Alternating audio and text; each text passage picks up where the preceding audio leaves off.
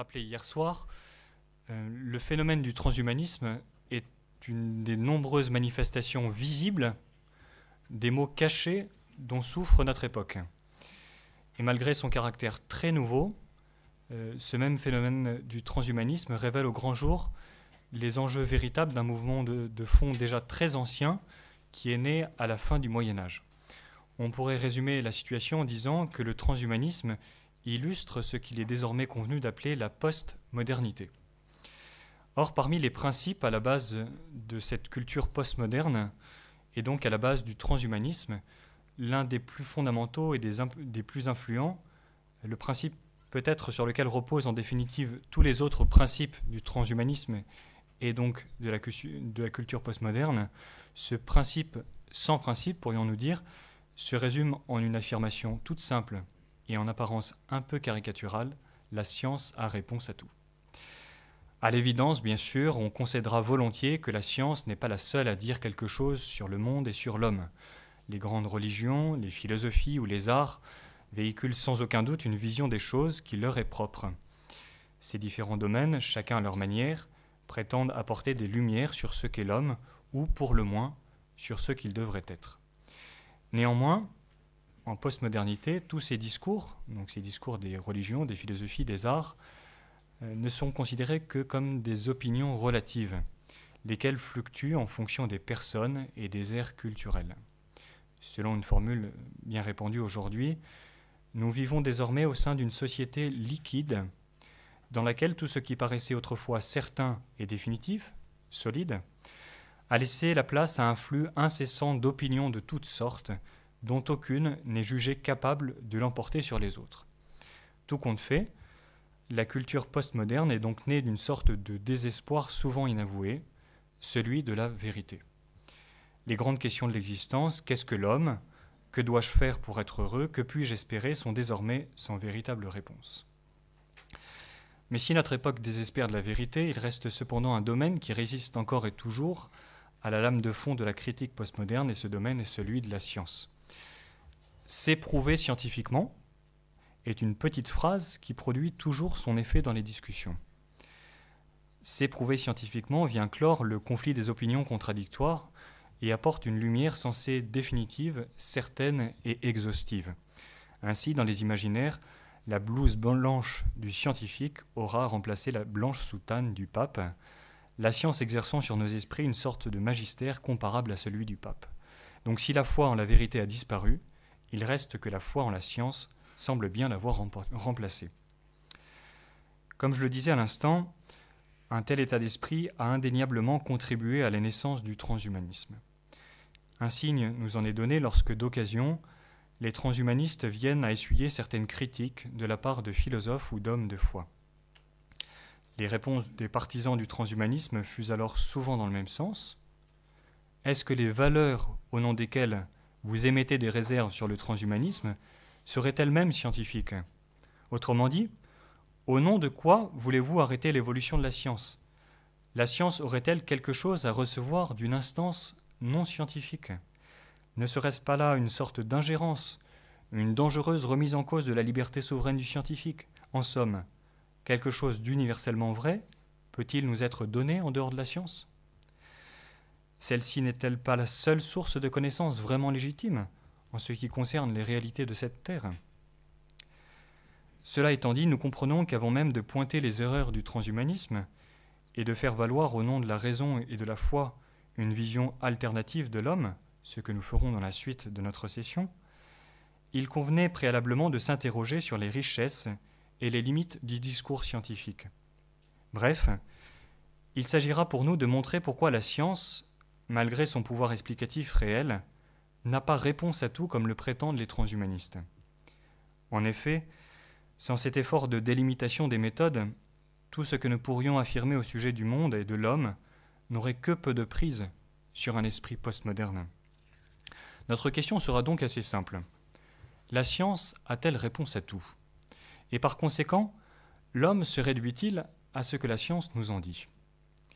Pour répondre à ces questions, nous ferons tout d'abord un peu d'histoire, en rappelant brièvement les origines de la science moderne. Première partie. Fort de quoi, nous pourrons ensuite en présenter dans un deuxième temps les richesses et les limites méthodologiques. Je répondrai à la question que nous sommes posée. Et enfin, dans un troisième temps, on montrera brièvement comment la science peut et même doit s'articuler avec la philosophie et la foi, tout spécialement lorsqu'elle vient à porter sur l'homme. Première partie, petite histoire de la science. Nous le savons bien, il est certaines disciplines scientifiques qui n'ont pas attendu l'époque moderne pour voir le jour. Les noms de Pythagore, Thalès ou Euclide, qui résonnent encore à nos oreilles d'anciens écoliers, nous prouvent que les mathématiques, la géométrie ou l'astronomie n'étaient pas inconnus des hommes de l'Antiquité. De la même période, nous conservons également certains traités de physique ou de biologie qui, bien qu'alors à l'état embryonnaire, témoignent d'un regard relativement éclairé sur le monde, tout sauf naïf et archaïque, comme on pourrait spontanément le penser. En effet, un élément frappant de la culture grecque est son idéal de scientificité. Les Grecs veulent savoir. Ils désirent connaître avec rigueur et précision le monde qui les entoure, des plantes aux astres en passant par les animaux. Ils s'interrogent également sur la nature humaine. Enfin, ils se penchent avec passion sur les mystères divins. De cette soif de vérité sont nés des génies, tels Platon ou Aristote, qui, fait remarquable, sont tous les deux à la fois des hommes de science, des philosophes et des hommes religieux. Des hommes de science, car Platon est féru de mathématiques, et Aristote est l'un des pères de la biologie. Des philosophes, et cela va sans dire.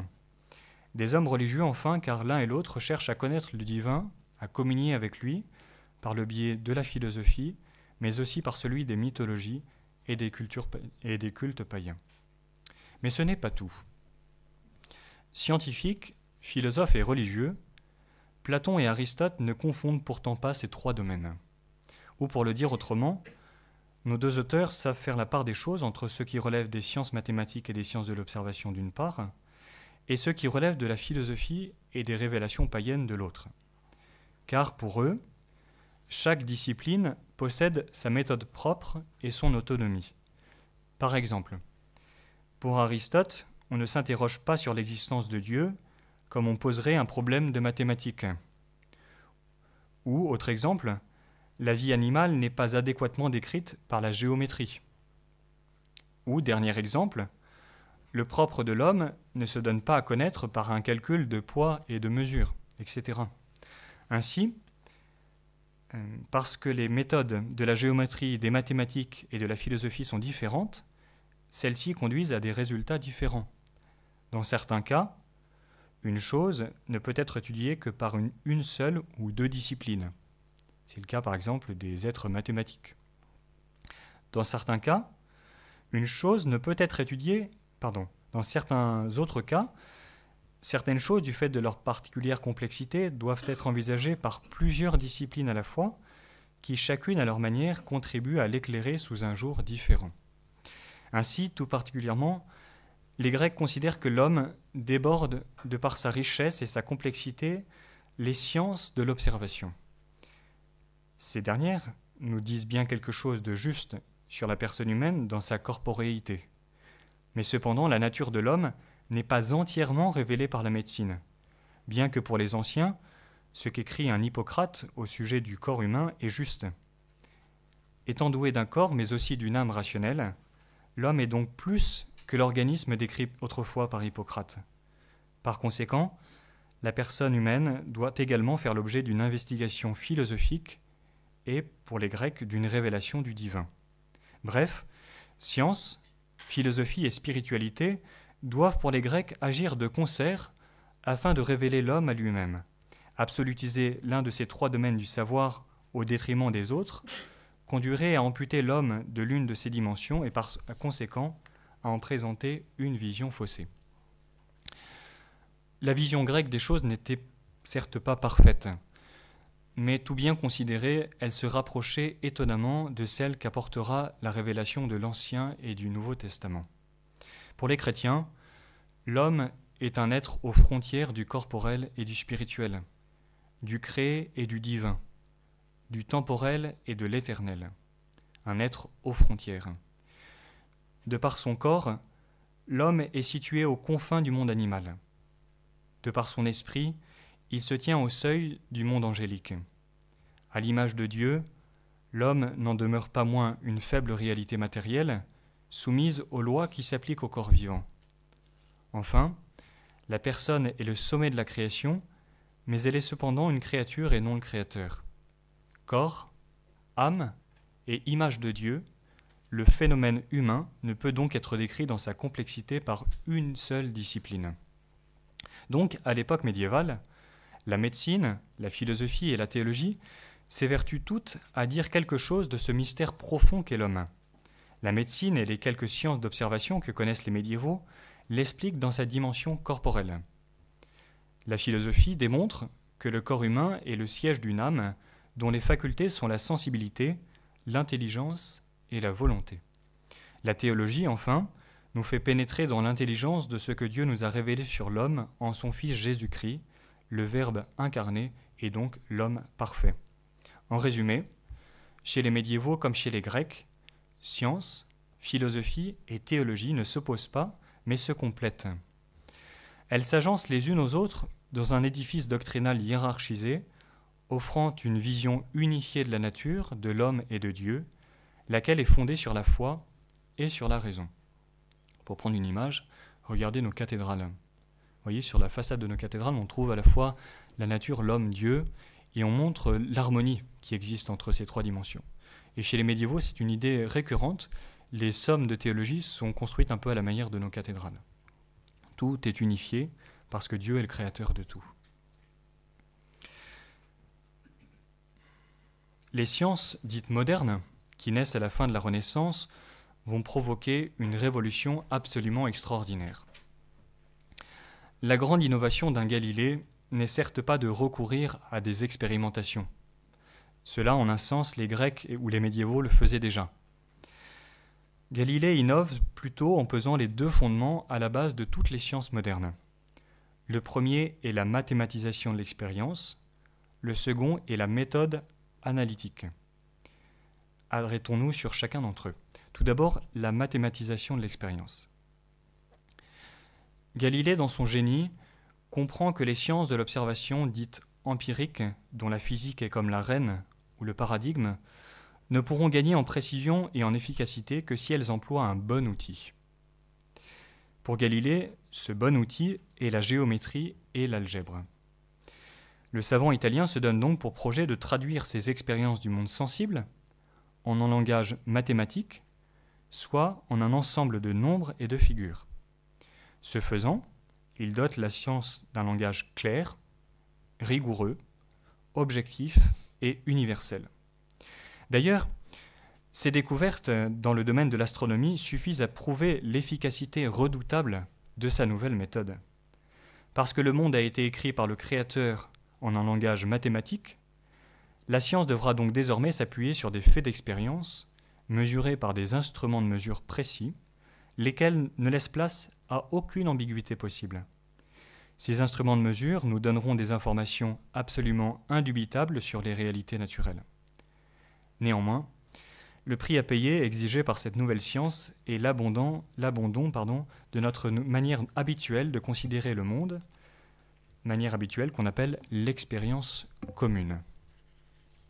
Par exemple, dans la nouvelle vision des choses introduite par Galilée, la phrase « il fait chaud » n'a plus sa place. « Il fait chaud » est en effet un énoncé qui laisse place à beaucoup d'imprécisions. En effet, je trouve peut-être personnellement qu'il fait chaud, alors que mon voisin, lui, est frigorifié. Bref, mon estimation de la température ambiante n'est pas alors assez détachée de mon ressenti personnel. Désormais, après Galilée, il faudra traduire la même phrase « il fait chaud » en ces termes. La température ambiante est de 30 degrés, comme l'atteste l'expérience réalisée avec ce thermomètre, expérience que vous pouvez reproduire à votre tour en parvenant aux mêmes conclusions, que vous soyez frileux ou non. Ainsi, la chaleur n'intéresse plus en tant que telle le scientifique, ni même le ressenti que je peux en avoir. Seul compte, et à juste titre, la mesure obtenue au terme d'une expérimentation dont le protocole a été rigoureusement défini. Le résultat final est évident, il ne laisse place à aucune interprétation divergente possible. Les faits sont là. On dira donc qu'une proposition est considérée comme scientifiquement discutable seulement lorsqu'elle peut faire l'objet d'un test, d'une vérification et d'une falsification par l'expérience. C'était le premier fondement de la science. Le deuxième fondement de la science moderne est la méthode analytique. Car la science n'est pas un ensemble de faits d'expérience accolés les uns aux autres. Le scientifique cherche à montrer leur articulation, à découvrir les lois qui président l'apparition des phénomènes naturels. Là encore, pour Galilée, la bonne manière de découvrir les lois de l'univers est de recourir à une vieille méthode, celle utilisée par Euclide en géométrie. Il s'agira donc de relier les mesures découvertes par les expériences dans des formules qui, dans la mesure du possible, seront exprimées en langage mathématique. Ces lois, à leur tour, donneront lieu à la naissance de théories qui constituent la phase de généralisation ultime de l'expérience. La théorie scientifique est donc un modèle qui cherche à articuler de manière ordonnée et synthétique un grand nombre de faits d'expérience et de lois. Les théories, pour être vraiment fiables, doivent par conséquent être attestées par des expériences. Si un nombre important d'expériences venait à échapper au pouvoir explicatif de la théorie, ou venait la contredire, celle-ci devrait alors être révisée, voire complètement abandonnée. Cette nouvelle méthode scientifique inaugurée par Galilée va connaître un formidable succès. En peu de temps, les découvertes se multiplient, lesquelles sont immédiatement traduites en innovations techniques. Bientôt, tous les domaines des recherches naturelles se calquent sur la méthode de Galilée. La physique et ses nombreuses ramifications ainsi que la biologie connaissent de rapides progrès. L'humanité semble alors connaître un développement inégalé.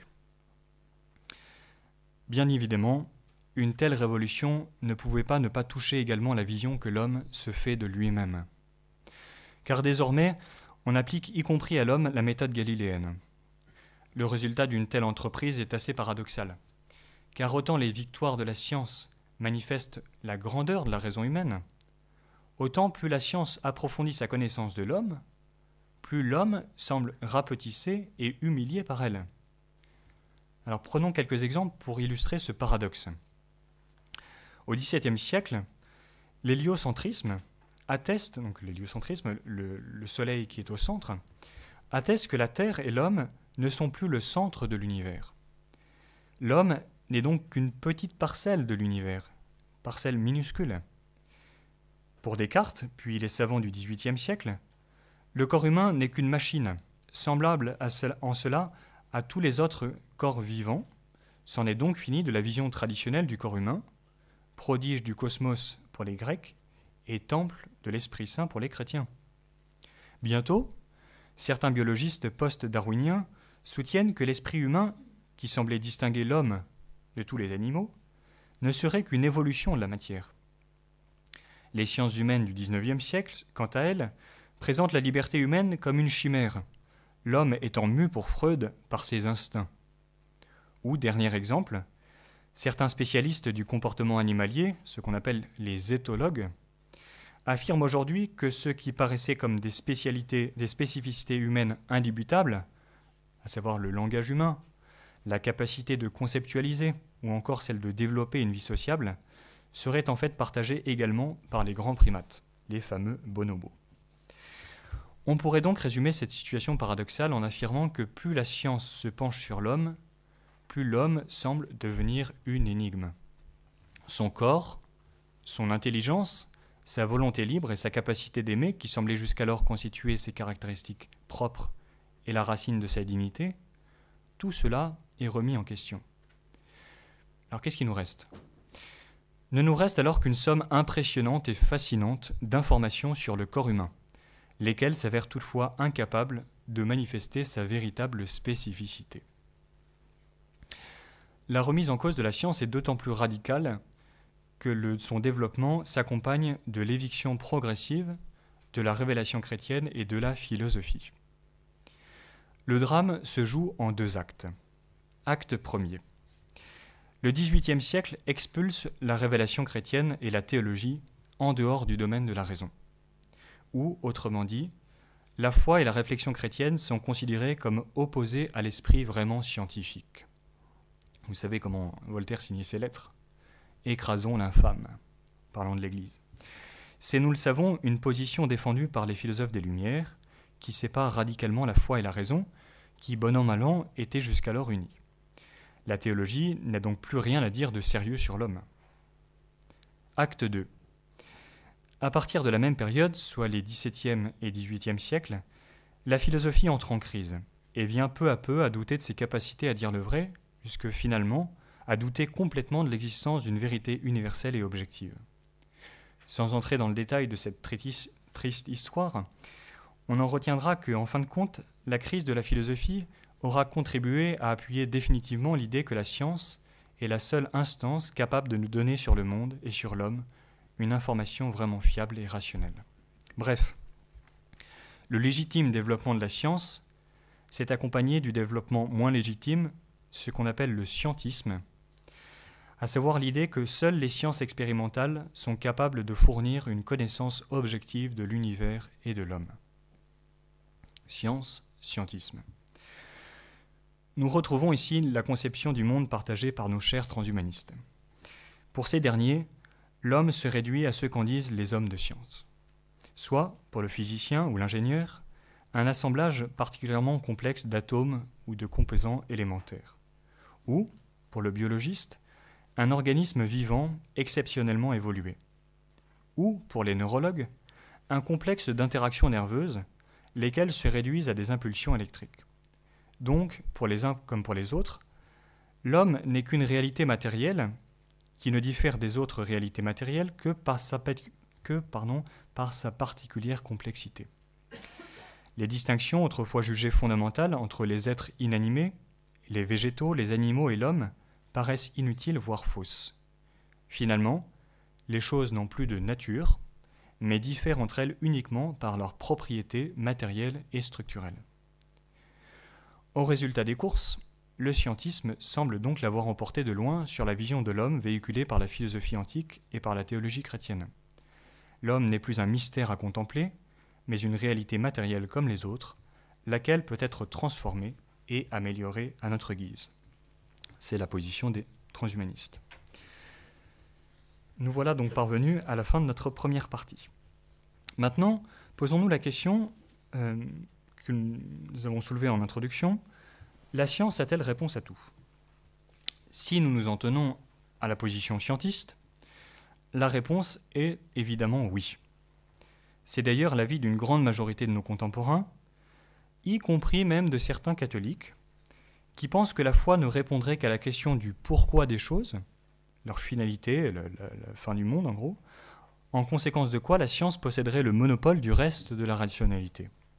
Bref, selon une formule qu'on doit à Galilée, la science étudierait comment va le ciel, la religion, comment on va au ciel. Oui. La science étudierait comment va le ciel, la religion, comment on va au ciel. Mais si nous consultons les scientifiques eux-mêmes, notre réponse à la même question pourrait être assez différente. En effet, dans le monde scientifique, on se fait désormais à l'idée que la science n'est pas aussi certaine que ce que l'on pensait autrefois. La science, nous disent les spécialistes, est en fait essentiellement révisable et perfectible. Les mots d'Einstein à ce sujet sont sans appel. Il affirme, je cite, « Il n'y a pas de théorie éternelle en science. Il arrive toujours que certains faits prévus par la théorie soient réfutés par l'expérience. Toute théorie a sa période de développement graduel et de triomphe, après quoi elle peut éprouver un déclin rapide. » Autrement dit, la science telle qu'elle se pratique réellement ne correspond pas à l'image d'Épinal que le scientisme militant nous en avait faite. L'histoire des sciences confirme cette révision à la baisse du pouvoir des sciences. Car si les faits d'expérience sont indubitables, il fait bien 30 degrés, les théories scientifiques qui les interprètent, quant à elles, le sont moins. D'où leur révolution successive de Galilée jusqu'aujourd'hui, l'histoire du développement des connaissances scientifiques étant tout sauf un long fleuve tranquille. À ce premier élément, on ajoutera que la science elle-même se déclare incapable de répondre à certaines questions qui la concernent pourtant de près, à commencer par les problèmes éthiques qu'elle ne manque de provoquer. Pouvons-nous faire des expériences sur des fœtus humains ? Produire la vie en laboratoire est-elle moralement acceptable ? La science doit-elle se donner pour objectif de changer le patrimoine génétique d'une personne ? On pourrait multiplier ici les exemples. Pour répondre à ces questions, la philosophie redevient nécessaire, car après tout, Qui, sinon la philosophie, est capable de nous donner une base éthique universelle sur laquelle fonder une déontologie scientifique, une pratique scientifique éthique? Les scientifiques eux-mêmes? Mais si oui, à quel titre? La science n'étant pas en tant que telle une sagesse, son exercice réclame de lui-même une réflexion sur le bien et le mal moral, et donc une autre manière de voir les choses. Sans cela, et beaucoup le concèdent aujourd'hui, l'humanité menace de se détruire elle-même. La science appelle donc un au-delà de la science, ou sans jeu de mots, un surcroît de conscience. C'était déjà la leçon du Pantagruel de Rabelais. Science sans conscience n'est que ruine de l'âme. Bref, on demande aujourd'hui des sages. Faisons encore un pas de plus. Nous venons d'affirmer que la science est incapable de répondre à la question du bien et du mal moral. Cela étant dit, on concède par le fait même qu'il existe certains pans de la réalité qui échappent à l'investigation scientifique, laquelle, répétons-le, a uniquement pour objet de recherche ce qui se donne à connaître par un instrument de mesure. Comme l'affirme Thomas Kuhn, un célèbre spécialiste des sciences, l'homme de science ne peut avoir aucun recours au-delà de ce qu'il voit de ses yeux et constate d'après ses instruments. On comprend donc que l'instrument de mesure qu'utilise le scientifique soit un formidable moyen d'investigation, en même temps qu'une indéniable limite. Par exemple, sans télescope, l'astronomie est impossible. Mais par ailleurs, le télescope restreint le regard du savant aux seuls astres. Ainsi, comme le capitaine Haddock en fait la douloureuse expérience dans une page mémorable de l'Étoile mystérieuse, les araignées ne peuvent être observées par un télescope géant. Je ne sais pas si vous connaissez. On voit le capitaine Haddock qui regarde comme ça, puis là, il voit un énorme monstre. Et en fait, c'est une minuscule araignée qui se trouve posée sur le télescope. Retenons donc de cette célèbre page qu'un instrument de mesure, qu'il soit matériel ou purement conceptuel, ne nous donne à considérer qu'un aspect du réel. Un seul aspect du réel. Certes, il le scrute sous toutes ses coutures, mais il ne scrute que lui. On touche ici un point capital. Car si chaque science ne considère qu'un aspect du réel, le réel ne se limite pourtant pas forcément à cet aspect. Par exemple, le spécialiste du cœur ne s'intéresse pas en tant que tel, en tant que spécialiste du cœur, au rein. Et pourtant, le rein existe. L'astrophysicien n'a cure des êtres vivants, et pourtant ceux-ci existent. Dans leur ensemble, les sciences expérimentales se focalisent uniquement sur les dimensions quantitatives des choses. Est-ce à dire que le réel se limite à ce qu'on peut en mesurer? Autrement dit, tout ne serait-il que quantité ou structure matérielle, parce que la science ne nous donne à connaître que cet aspect des choses? Le scientifique ne peut pas répondre à ces questions, sauf à devenir philosophe, et plus précisément à confondre deux matérialismes bien différents, à savoir, accrochez-vous, le matérialisme méthodologique et le matérialisme philosophique. On va définir ces deux expressions. Par matérialisme méthodologique, on entend désigner le fait que la science, de par sa méthode, ne considère que la matérialité des choses. Le matérialisme philosophique, quant à lui, est l'idée que les choses ne sont que matière. Une grave erreur, donc, serait de confondre ces deux matérialismes. On peut tout à fait limiter son regard à la matérialité des choses, sans considérer que celles-ci ne sont que matière. Prenons un exemple. Soit un ichthyologiste, c'est-à-dire un scientifique qui étudie les poissons. Celui-ci lance son filet dans la mer et en sort des poissons d'une certaine grandeur. S'il considère la taille des mailles de son filet, il comprendra qu'il pourrait exister des poissons inférieurs en taille par rapport à ceux qu'il a pêchés, ceux-ci, les petits poissons, étant passés entre les mailles trop larges de son filet. En conséquence, notre ichthyologiste en conclura raisonnablement que son filet est un bon moyen d'étudier les poissons, mais que néanmoins, celui-ci possède des limites. Mais si ce même ichthyologiste ne se donne pas la peine de considérer la taille des mailles de son filet, celui-ci risque alors de penser que par son filet, il a attrapé tous les poissons possibles de la mer, et que par conséquent, n'est un poisson que ce qu'il peut pêcher avec son filet. De toute évidence, ce serait une grossière erreur. Tirons maintenant les leçons de cette métaphore. Le scientifique procède par expérience, au moyen d'instruments de mesure. En réfléchissant aux richesses et aux limites de sa méthode, l'homme de science comprendra que du réel, il n'en appréhende que la dimension quantitative ou structurelle. Peut-être existe-t-il une autre dimension des choses, mais à cette question, il ne peut y répondre en tant que scientifique. A l'inverse, Si l'homme de science ne considère pas les limites de sa méthode d'investigation et l'absolutise, alors il encourt le risque de penser que tout se réduit à n'être que de la matière, puisque du réel, il n'en voit que cela. Ainsi, le savant Jean Charcot affirmait que n'ayant jamais vu une âme sous son scalpel, celle-ci n'existait pas. Était-ce là une affirmation vraiment scientifique ? Assurément, non. C'était confondre le matérialisme méthodologique, lequel est inhérent à la science, avec le matérialisme philosophique qui, lui, n'est pas inéluctable et peut même être réfuté philosophiquement.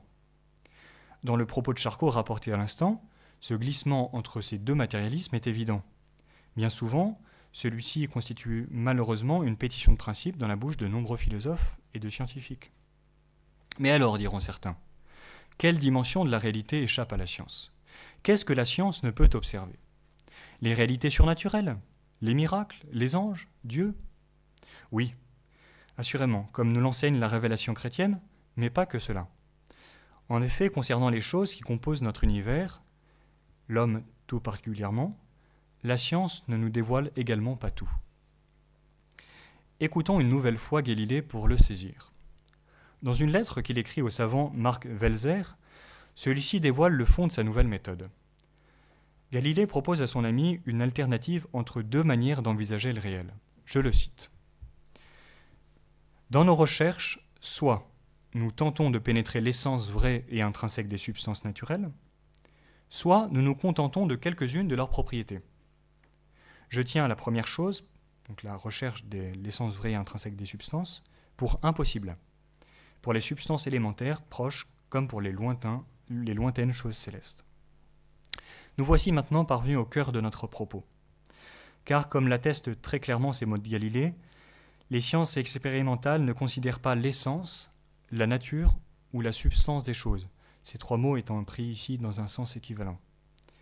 Un tel oubli de l'essence, de la nature ou de la substance des choses aura contribué à de magnifiques progrès scientifiques, car les notions d'essence, de nature ou de substance n'ont pas leur place dans une vision dans un discours qui se donne pour fin de nous dévoiler la matérialité des choses.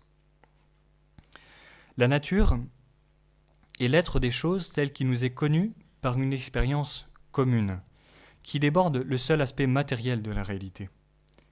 Par exemple, la nature humaine nous est dévoilée lorsque, prenant comme point de départ notre expérience quotidienne, nous constatons l'existence d'opérations spécifiques à l'homme, comme le fait de pouvoir conceptualiser ou d'agir librement. Dans de telles expériences, qui constituent le point de départ de la philosophie, le regard se fait aussi englobant que possible. Il essaye de prendre en compte tous les aspects du réel, et non la seule dimension matérielle. Se dévoile ainsi une nouvelle manière de voir le monde, bien différente de celle de la science. Alors pour comprendre le propre de la vision philosophique, et vous épargner trop de détails, je me contenterai de vous lire un texte du philosophe Henri Bergson qu'il adressait à de jeunes scientifiques en 1882. Vous verrez, ses propos sont très actuels. Alors il leur dit « Chacun de nous devrait débuter, comme a fait l'humanité, par la noble et naïve ambition de tout connaître. On ne devrait descendre à une science spéciale qu'après avoir considéré en haut, dans leurs contours généraux, toutes les autres. C'est que la vérité est une. Les sciences particulières en examinent les fragments, mais vous ne connaîtrez la nature de chacun d'eux que si vous vous rendez compte de la place qu'il occupe dans l'ensemble. On ne comprend pas une vérité particulière quand on n'a pas aperçu les rapports qu'elle peut avoir avec les autres. » Il continue. « Connaissez-vous un édifice quand on vous en a montré d'avance toutes les pierres ? Et pourtant, il n'y a que des pierres dans l'édifice. C'est que tout l'art est dans l'arrangement, et que l'important n'est pas de connaître la pierre, mais la place qu'elle occupera. Vous avez tous manié un microscope, et vous avez pu voir dans la boîte qui le contient ces plaques de verre qui renferment une préparation anatomique. Prenez l'une d'elles, placez-la sous l'objectif et regardez à travers l'instrument. Vous apercevrez un tube, divisé en compartiments. Faites glisser la plaque, aux cellules succèdent les cellules. Vous avez distingué admirablement chacune d'elles. Mais quel était l'objet et qu'avez-vous vu ? Vous serez bien obligé, si vous voulez le savoir, de laisser là votre instrument et de contempler à l'œil nu, dans sa totalité repoussante, la patte d'araignée qui se trouve sur la plaque. C'est pour regarder la vérité au microscope qu'on l'a, elle aussi, décomposée. Si l'on ne commence pas par jeter un coup d'œil sur l'ensemble, si l'on se transporte tout de suite aux parties pour ne considérer qu'elles, on voit très bien peut-être, mais on ne sait même pas ce qu'on a regardé. On voit très bien peut-être, mais on ne sait même pas ce qu'on a regardé. Il en va de même pour l'homme et pour l'araignée. La science nous donne à connaître de la personne humaine certaines dimensions particulières de son être. Une telle entreprise est admirable et mérite d'être encouragée. Mais si l'on s'en tient à cette vision des choses, le tout de l'homme nous échappe. Pour comprendre la personne dans sa dimension spécifique, il nous faut accepter de repartir d'une expérience plus ordinaire, cette expérience commune, laquelle possède aussi sa rationalité et nous dévoile les choses dans leur globalité. Donc, en fin de compte, le rejet par certains scientifiques de l'existence d'une nature humaine s'avère illégitime, puisque, comme nous l'avons dit, l'idée de nature échappe à l'expérimentation scientifique. Pour le comprendre, il fallait accepter quelques instants de quitter le point de vue du scientifique, de sortir du microscope, pour épouser celui un peu désarçonnant au premier abord du philosophe. Ainsi, comme l'affirmait Jean-Paul II en 1996 à l'Académie pontificale des sciences, je le cite, « La considération de la méthode utilisée dans les divers ordres du savoir permet de mettre en accord deux points de vue qui sembleraient inconciliables. Les sciences de l'observation décrivent et mesurent avec toujours plus de précision les multiples manifestations de la vie et les inscrivent sur la ligne du temps. Le moment du passage au spirituel n'est pas objet d'une observation de ce type, qui peut néanmoins déceler au niveau expérimental une série de signes très précieux de la spécificité de l'être humain. » Et le pape termine. « Mais l'expérience du savoir métaphysique, de la conscience de soi et de sa réflexivité, celle de la conscience morale, celle de la liberté, ou encore l'expérience esthétique et religieuse, sont du ressort de l'analyse et de la réflexion philosophique, alors que la théologie en dégage le sens ultime, selon les desseins du Créateur. » En d'autres termes, une fois considérées les méthodes, et après les avoir comparées les unes aux autres, on comprend que non seulement l'une n'exclut pas les autres, mais bien plutôt que chacune appelle à être complétée par les autres. Alors nous voici parvenus à notre troisième point. Comment s'articulent les trois méthodes des sciences, de la philosophie et de la théologie? En 1981, Jean-Paul II déclarait que si la science est aujourd'hui la forme privilégiée de connaissance, il ne s'ensuit pas que le savoir scientifique soit la seule forme légitime de savoir. Cela, en tant que chrétiens, nous le croyons, parce que nous savons avec certitude que la foi est une source de connaissance incomparablement supérieure à la science. Par conséquent, nous croyons fermement en l'existence de l'âme spirituelle, et nous pensons donc que l'homme ne se réduit pas à l'ensemble d'atomes, de cellules ou de neurones que nous décrivent les scientifiques. Mais cela étant, comment relier foi et science en ce qui concerne l'homme? Autrement dit, existe-t-il un fossé entre notre vision chrétienne de l'homme, doué d'une âme spirituelle, et ce que nous dit la science de sa corporéité? Sommes-nous intellectuellement schizophrènes? Pour Jean-Paul II, et pour la tradition de l'Église, la philosophie a pour fonction d'assurer ce trait d'union entre ce que la foi et la science nous disent de la personne humaine. Philosophie comme trait d'union. Car la philosophie, de par sa méthode reposant sur l'expérience commune, peut parvenir à établir l'existence d'une nature humaine, laquelle est caractérisée par certaines facultés, l'intelligence, la volonté, la sensibilité. La philosophie peut également démontrer l'existence de l'âme spirituelle et son unité avec le corps, ainsi que son orientation foncière vers Dieu créateur. Autant de thèses rationnellement établies que le philosophe possède en commun avec le chrétien. La philosophie atteste donc le caractère raisonnable de la vision chrétienne de l'homme. L'espace du rationnel déborde le champ d'investigation de la science. Par ailleurs, en donnant aux scientifiques les moyens de s'interroger sur les limites de leur méthode, la philosophie permet d'éviter l'écueil du scientisme, lequel, nous l'avons vu, confond matérialisme méthodologique et matérialisme philosophique. En somme, la philosophie met en garde le scientifique lorsqu'il vient à outrepasser les limites méthodologiques en devenant philosophe à son insu. On peut ainsi montrer, et certains scientifiques de renom en sont conscients, qu'il existe parfois un fossé entre les faits d'observation découverts par des expériences légitimes, et leurs interprétations théoriques. Le cas est particulièrement flagrant dans certaines déclarations de Darwin et de Freud. Non pas que ces derniers se soient trompés sur tout, mais que leurs écrits relèvent sur certains points précis plus de la philosophie que de la science. Ainsi, pour prendre un exemple moins polémique, c'est au nom de la raison philosophique que l'on doit contester certaines soi-disant remises en cause scientifiques de la vision philosophique ou chrétienne de l'homme. Par exemple, la neurologie a découvert que le sentiment amoureux implique l'exercice d'une zone particulière du cerveau. Cela est intéressant. Faut-il en tirer la conclusion d'un célèbre neurologue, Jean-Pierre Changeux, selon laquelle l'amour se réduirait à n'être qu'une activité nerveuse? Non, sauf à postuler indûment que la science nous dit tout sur tout. Le même phénomène de l'amour peut en effet être analysé par le philosophe et le théologien, lesquels, tout en assumant l'analyse du neurologue, la dépassent. Le philosophe nous montre en effet que l'amour s'inscrit comme une tendance foncière de la personne humaine. Il nous donne à connaître le cadre moral de son exercice et les règles de son véritable épanouissement. Le théologien, quant à lui, éclairé par la parole de Dieu, manifeste en quoi l'amour humain est voulu par Dieu et nous conduit à Dieu. Bref, un phénomène comme l'amour se laisse envisager de 3 manières irréductibles et complémentaires. Science, philosophie et foi ont toutes quelque chose à nous dire du mystère qu'est l'homme. Je conclus. Dans Fides et Ratio, encyclique dont nous fêtons cette année le 20e anniversaire, Saint Jean-Paul II adressait un grand appel aux hommes de notre temps afin qu'ils redécouvrent leur vocation à la vérité. Jean-Paul II était en effet très conscient des ravages provoqués par l'abandon de la foi et de la philosophie. Les cultures de mort dans lesquelles nous vivons doivent leur naissance à une crise de la raison et à une crise de la vérité. Certes, nos connaissances sur le monde matériel ont énormément évolué. Les prouesses techniques qui en découlent sont sidérantes, parfois enthousiasmantes, parfois inquiétantes.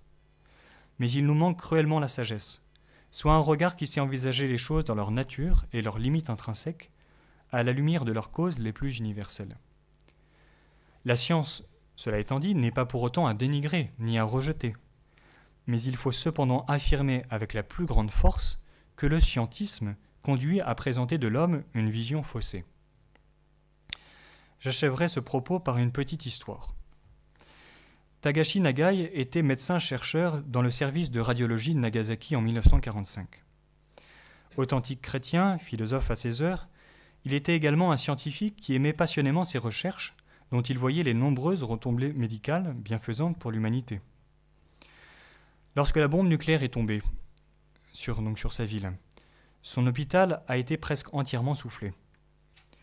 Au milieu des décombres fumantes, dans une ambiance apocalyptique, Takashi Nagai a assisté à une scène à peine croyable.